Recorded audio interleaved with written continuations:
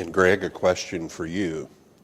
I'm sure you heard this statistic about cultural differences being a cause for failure of a lot of mergers and acquisitions. Why were you okay moving ahead with the cultural differences? It's a good question. And I've said all along, Alberici, not for a moment, believes that we have all the answers to all questions and that we are exactly the way we need to be or that we are exactly perfect. And I recognize, I think our management team recognizes that the sorts of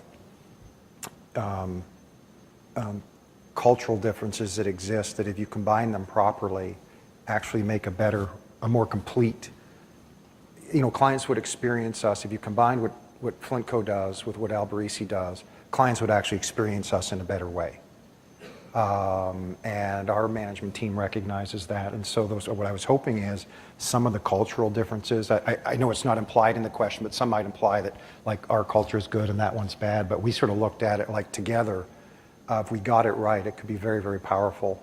And so as opposed to thinking, so we really focused on making sure we got it right. I was thinking of just another example. I got sent, it's just in terms of what it's like, the ice bucket challenge.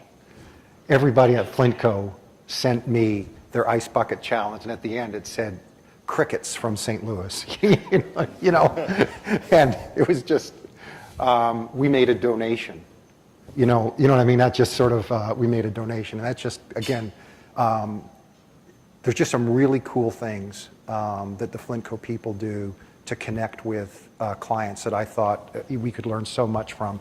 That Tom used to talk about having the client's experience. Yeah, the Flintco experience. Yeah, where like if you're a client, and there's masonry work going on your project, you have a day where the client, maybe it's the president of the university, comes and literally places a brick. To sort of really touch, feel, and all that. That's the Flintco experience. And I look at that and say, I think about all the safety issues involved, and I'm sure you did as well. But we have to address the safety issues first, then we can allow them to do that.